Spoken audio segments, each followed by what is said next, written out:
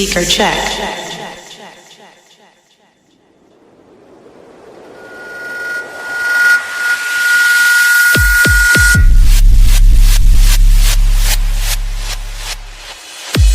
कुत्तों की बड़ी तादाद से शेर मरा नहीं करते और बाबा साहेब के दीवाने किसी के बाप से डरा नहीं करते।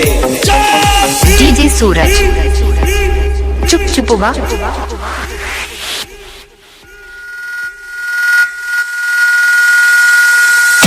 सुन के पिछवाड़े में भूखा पा गया ना।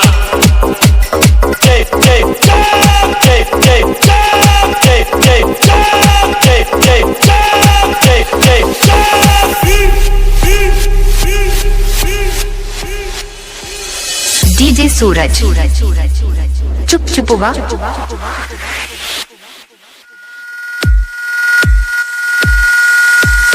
हमें अमीरों की ताकत का नहीं, गरीबों की कमजोरी का एहसास है और फिर देवता तकदीर बनाते हैं जो उनके हाथ में है। हम तो सिर्फ तकदीर बताते हैं।